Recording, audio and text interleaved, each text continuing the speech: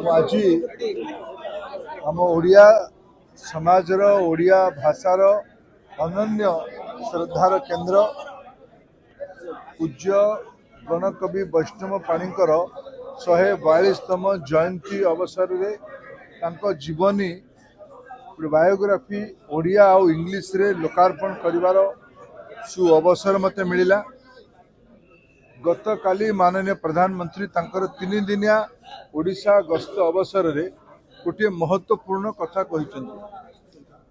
2036 जेतले ओडिशा 100 वर्ष पालन करिवो निजर जन्मर भाषा भित्तिक राज्य भावे 100 वर्ष पूर्व प्रधानमंत्री भावे से निजे कहले जे आम ओडिशा को एक वैश्विक मान्यता आड़कू नबा। ओडिशार सबु नागरिक मानकु से आह्वान करले समस्ते निजर दायित्व निर्वाह करंतु जे 36 मसीहा सुधा से कौन करेंगे। आगामी 12 वर्ष भितर ओडिशार नवजात शिशुठू आरंभ करिकी वयोवृद्ध नागरिक पर्यंत समस्त दायित्व भूमिका सक्रियतार आह्वान से कर मत लगुच आगामी 12 वर्ष सबु ओडियां पई एक सुवर्ण अवसर आनी दउची।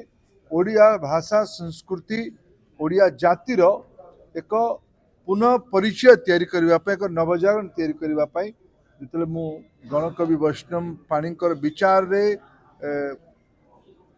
अनुभव करुच्ची जे गणकवि वैष्णव पाणीकर विचार आज भी केते लोकादृत होची केते मनमोहक अच्छी केते संस्कार धर्मी अच्छी। मु अत्यंत गौरवान्वित ए प्रकार उत्सव आसे।